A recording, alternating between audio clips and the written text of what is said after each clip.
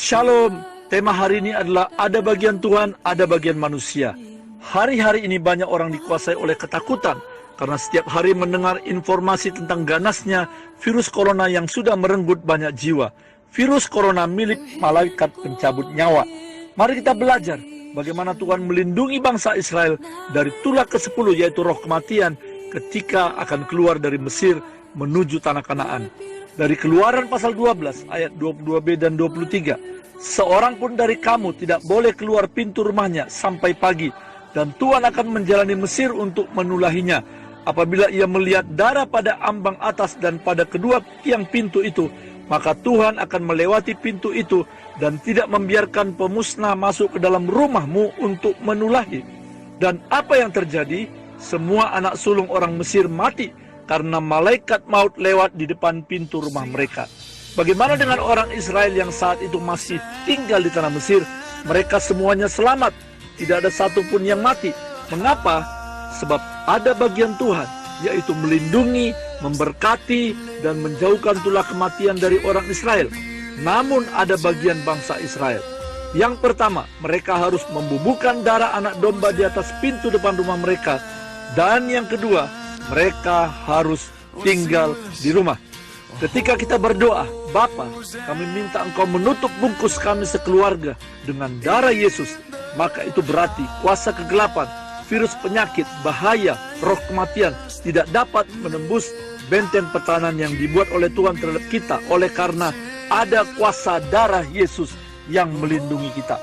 Ya, kuasa darah Yesus jauh lebih dahsyat daripada darah hewan yang disapukan di ambang pintu bangsa Israel. Namun ingat saudaraku, ada bagian Allah dan ada bagian kita. Walau kita sudah berdoa dan juga beribadah, namun jika kita masih sering berkumpul di keramaian, mengabaikan social distancing, selalu bersalam-salaman dengan banyak orang, tidak menjaga kebersihan, tidak cuci tangan, tidak pakai masker dekat orang yang sakit, sering mengusap wajah dengan tangan yang kotor, itu namanya kita tidak taat dan kita mencobai Tuhan. Jangan salahkan Tuhan jika tiba-tiba Anda terinfeksi virus corona, walaupun kita percaya dan berdoa, sebab ada bagian yang tidak dilakukan. Amsal 27 ayat 12 mengatakan, kalau orang bijak melihat malapetaka, bersembunyilah ia, tetapi orang yang tidak berpengalaman berjalan terus, lalu kena celaka. Jika kita ibadah online hari Minggu di rumah, itu bukan berarti kita kurang iman, tetapi itu bijaksana.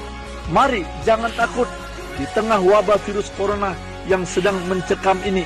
Ingatlah bahwa kita punya Tuhan Yesus yang jauh lebih besar dari semua bahaya yang mengancam. Jangan terus kita bicarakan ancaman virus corona, sebab itu akan menyebarkan virus ketakutan bagi orang banyak dan juga bagi Anda sendiri. Tetapi bicarakanlah kuasa Kristus dan firman-Nya. Deklarasikanlah bahwa darah Yesus lebih berkuasa dari sakit penyakit dan roh kematian. Hari-hari ini memang ada ratusan gedung gereja sementara tutup karena misi untuk memutuskan mata rantai peredaran virus corona. Namun justru ribuan bahkan ratusan ribu mimbar-mimbar kecil dibuka dan doa bersama keluarga dilakukan di rumah-rumah. Tuhan Yesus memberkati.